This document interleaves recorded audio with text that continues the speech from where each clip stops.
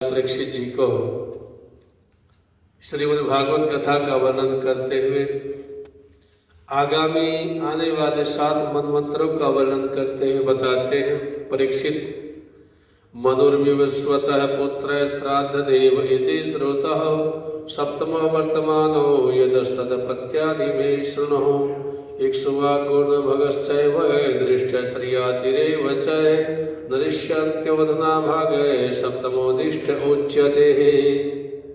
परीक्षित, विवस्वान भगवान सूर्य का एक नाम है। विवस्वान के पुत्र यशस्वी श्राद्ध देव हो, ये 7वें वैवस्वत मनु हुए। यह वर्तमान मनवंतर ही उनका कार्यकाल है, जो अभी कलयुग में भी चल रहा है। जब हम कोई भी संकल्प बोलते हैं पूजा के लिए, किसी अनुष्ठान के लिए, तो वैवस्वत मनवंत्र ही बोला जाता है। तो वैवस्वत मनु ही श्राद्ध देव 7वां मनु है, वो मनवंत्र है। ये वर्तमान मंत्र ही उनका कार्यकाल है और उनकी संतान का वर्णन मैं तुम्हें करता हूँ। राजन, वैवस्वत मनु के 10 पुत्र हुए।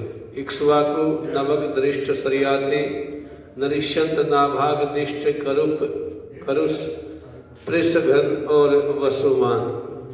परीक्षित, इस मनवंत्र में आदित्य, वसु, रुद्र, विश्वदेव, मरुदगण, अश्वनी कुमार और ऋभु ये देवताओं के प्रधान गण हैं। अश्वनी कुमार और ऋभु ये देवताओं के प्रधान गण हैं और पुरंदर उनका इंद्र है। जो अभी इंद्र है वो पुरंदर नाम का है। कश्यप, अत्रि, वशिष्ठ, विश्वामित्र, गौतम, जमदग्नि और भारद्वाज ये 7 ऋषि हैं। इस मनवंतर में भी कश्यप जी की पत्नी अदिति के गर्भ से आदित्यों के छोटे भाई वामन के रूप में भगवान विष्णु ने अवतार ग्रहण किया। परीक्षित, इस प्रकार मैंने संक्षेप से तुम्हें 7 मनवंतरों का वर्णन सुनाया। अब भगवान की शक्ति से युक्त अगले आने वाले 7 मनमंत्रों का वर्णन मैं तुम्हें बताता हूँ। परीक्षित, यो तो मैं तुम्हें छठे शकन में बता ही चुका हूँ कि भगवान सूर्य की 2 पत्नियां हैं और 2 पत्नियों के नाम है संज्ञा और छाया। ये दोनों ही विश्वकर्मा जी की पुत्री थी। कुछ लोग ऐसा कहते हैं कि उनकी एक तीसरी पत्नी बंडवा भी थी, लेकिन संज्ञा का नाम ही बंडवा हो गया था, ऐसा वर्णन मिलता है। उन सूर्य पत्नियों में संज्ञा से 3 संतानें हुई, यम, यमी और श्राद्ध देव। छाया के भी 3 संतानें हुई, सावर्णी, शनिदेव, शनिश्चर और तप्ती नाम की कन्या। जो यम और यमी है, ये यमी ही यमुना के नाम से विख्यात हो गई नदी के रूप में। और जो छाया थी दूसरी पत्नी, उससे हुई 3 संतान। उसमें सावर्णी, शनिश्चर और तप्ती नदी, जो ताप्ती नदी के नाम से विख्यात हुई। जो कन्या सवर्ण की पत्नी हुई।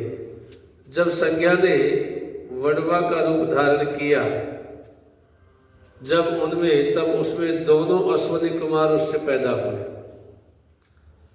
8वें मनवंत्र में सावनी मनु होंगे, उनके पुत्र होंगे निर्मोक, विरजस्क आदि।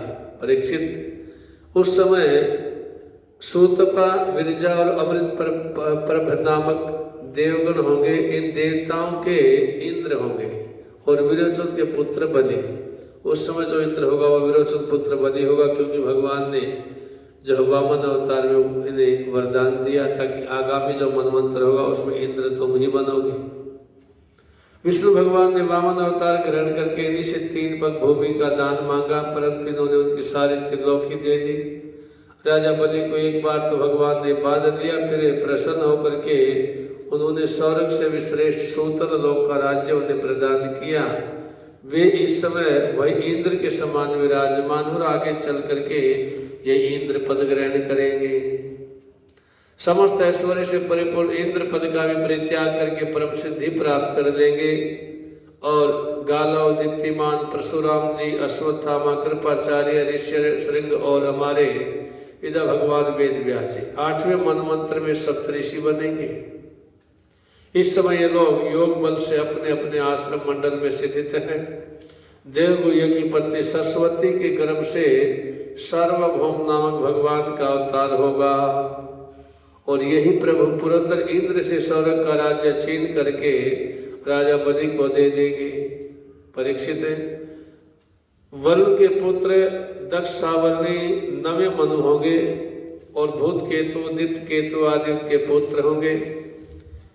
पार मरीचि गर्भ आदि देवताओं के गण होंगे और अद्भुत नाम के इंद्र बनेंगे। इस मनवंत्र में द्युतिमान आदि सप्तऋषि होंगे। आयुष्मान की पत्नी अंबुधारा के गर्भ से ऋषभ के रूप में भगवान का कला अवतार होगा। अद्भुत नामक इंद्र उन्हीं के दी हुई त्रिलोकी का उपभोग करेंगे।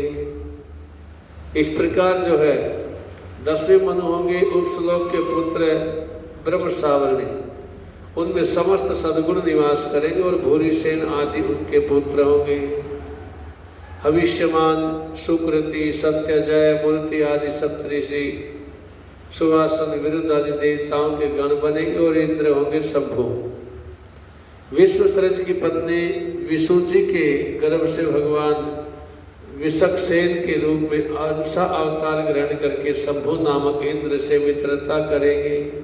बोली श्री बांके बिहारी लाल की जय।